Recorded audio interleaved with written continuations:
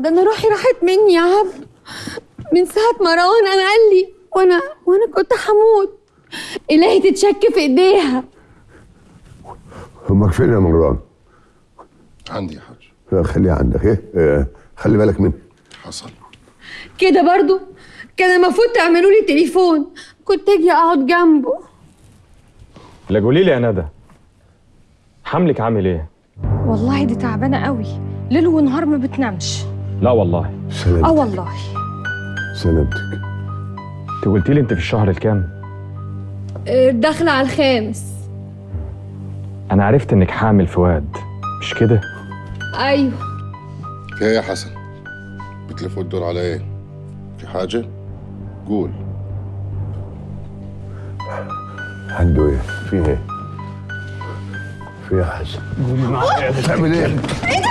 بتعمل ايه يا حسن؟ مروان! مش معقول بيعمل ايه يا مروان؟ اصلا يا مجنون عني!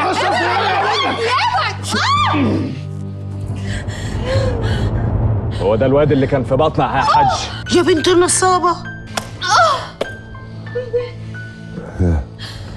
لا انتي بتضحكي عليا يا بنت الجلمة. كنت بتضحكي عليا يا بنت؟ الفترة اللي فاتت دي كنت بتضحكي عليا؟ عبد الحكيم وحياتك عندي، البنت دي ضحكت علينا احنا الاتنين. انا لسه عارفة الحاجة دلوقتي. كدابة كدابة، هي اللي مدبرة كل حاجة، الشورى شورتها، هي اللي قالت لي الفلوس عنده زي التراب، وكان لازم ناخد منك فلوس ومفيش غير الطريقة دي.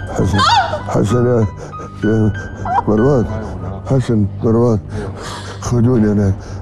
انا تعبت تعبان.